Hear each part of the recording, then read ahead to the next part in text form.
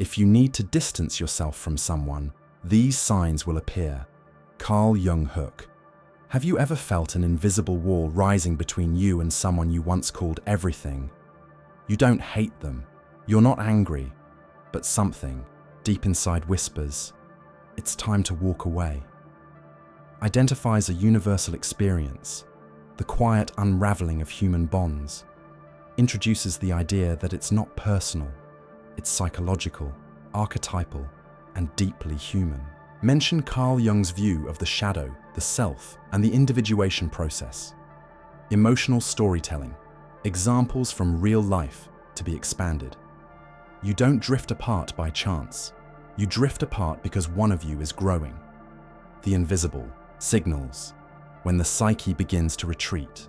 Focus, how the unconscious mind starts detaching before we consciously do. Jung's quote, "Until you make the unconscious conscious, it will direct your life and you will call it fate." Explore how subtle signs emerge: restlessness, disconnection, forced conversations.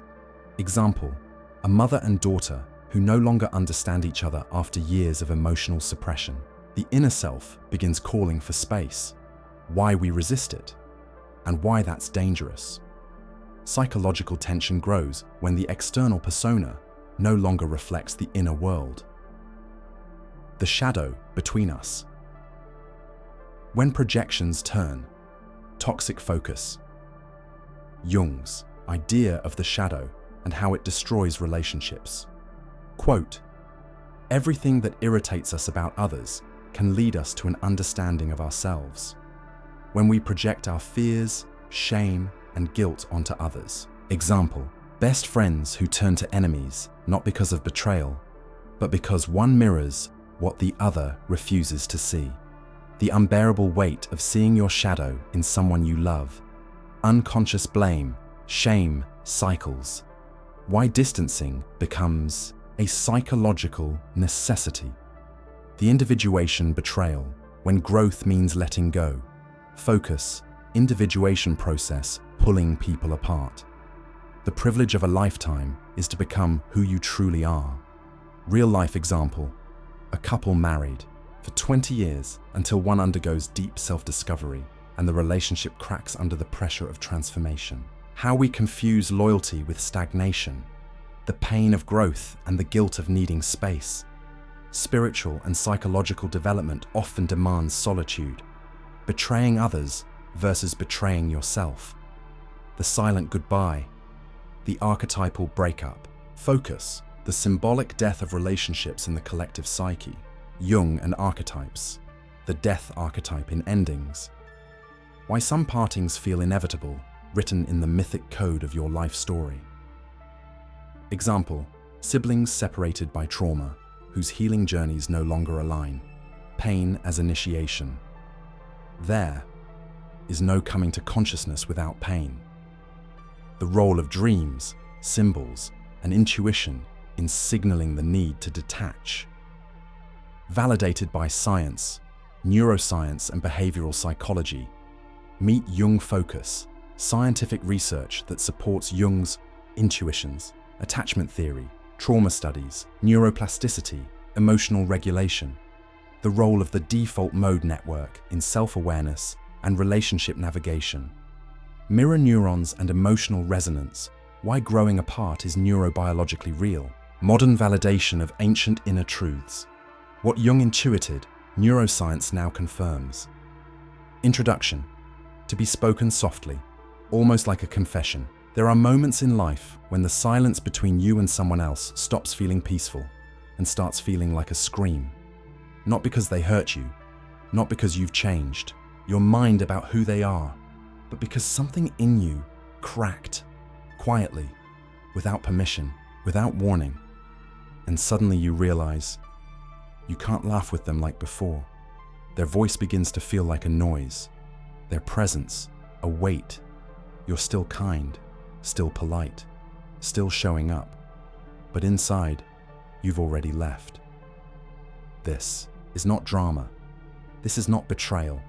This is evolution. Carl Jung didn't write books to comfort us. He wrote them to confront us. He believed that the human soul isn't built to stay still, that if you ignore your growth, it will turn into suffering, that the mind finds ways to push you out of spaces your spirit has outgrown. He called it individuation, the inner drive to become more of who you truly are. And sometimes, that means you must leave people behind. You see, relationships aren't broken by arguments. They're broken by truths we don't speak, by that slight shiver in the gut when their words feel misaligned with your values, by those dinner conversations where you smile, but your soul flinches, by that slow, quiet grief of realizing they can't follow you where you're going next. Have you noticed this? A childhood friend you used to call every day. Now you answer, out of obligation. A partner who knows your routines but doesn't see your dreams. A sibling who remembers your past but refuses to see your present. This video isn't about blame. It's about something more subtle, more painful, more human. This is about the signs your psyche sends you when you're too loyal to let go, but too awake to pretend. And yes, the signs always appear. Jung believed that the unconscious is not just personal, it's a collective force, which means you're not the only one who's felt this. You're not wrong. You're not cold. You're not selfish. You're becoming. The invisible signals. When the psyche begins to retreat, there's something terrifying about a smile that no longer reaches the eyes. You know it. The one you give when you're trying to hold something together that already slipped through your fingers. You say, "I'm fine," but your soul is already somewhere else, and no one notices. Because the most painful shifts in relationships are not loud.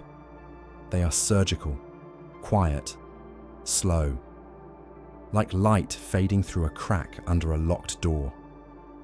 Carl Jung once said, "The most terrifying thing is to accept oneself completely." But what he didn't say directly, though he hinted at in every lecture and letter, is that once you begin to accept yourself, you start to reject everything that was built on who you were pretending to be. This is where distance begins, not in cruelty, not in betrayal, but in realization. You don't just wake up one day and decide to detach from someone. The psyche withdraws first, in layers. Your laughter stops being spontaneous.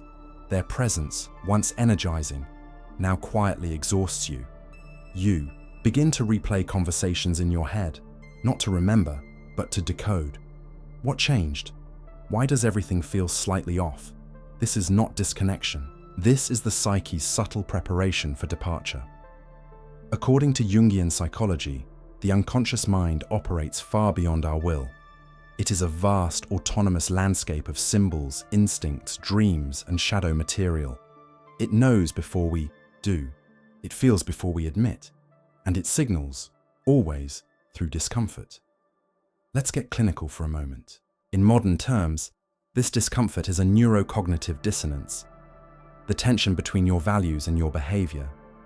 When someone you once adored now triggers unease, your brain isn't just being fickle, it's flagging a misalignment. The default mode network, the part of your brain involved in self-referential thinking, is lighting up. It's telling you, this person no longer fits the architecture of your becoming. Jung never had access to fMRI scans, but he didn't need them. He watched souls fracture under the weight of denial. He treated patients who were anxious, numb, emotionally erratic, not because they were mentally ill, but because they were spiritually misaligned. He wrote, "People will do anything, no matter how absurd, to avoid facing their own soul." And we do this in relationships too. We overextend. We pretend to laugh. We stay, long after the soul has packed its bags, because we were taught that loyalty matters more than truth. Let's take a real-world example. A woman in her late 30s, corporate job, married, 2 children. Externally, everything works. Internally, she's deteriorating. Her husband hasn't changed. He's not abusive. He's not neglectful. But she can't feel herself around him anymore. Her thoughts are guarded. Her passions are censored. Her laughter is absent. She's not looking to escape. She's longing to return. To herself. This is where it begins. A creeping suspicion that something is off. A sadness you can't explain. And the guilt, oh, the guilt, of wondering whether it's your fault for wanting to leave someone who's done nothing wrong. But the soul doesn't operate on fairness. It operates on truth. And truth doesn't care about guilt. Jung would argue that the unconscious speaks in symbols, but it acts through withdrawal, emotional fatigue, social evasion, sudden silence. You are not being rude. You are not being selfish. You are, unconsciously, preparing for rupture. And it will happen. Maybe not tomorrow. Maybe not even this year. But the soul doesn't forget its way. Once the inner compass tilts, there's no turning back. The ones who leave dramatically, they're easy to understand. But the ones who disappear emotionally before they ever pack a bag, they're the ones Jung was truly interested in, because they're the ones who know something's dying, but don't yet know how to bury it. And maybe that's you. Subscribe for more videos exploring the human mind and soul. Comment below your own experience with silent departures.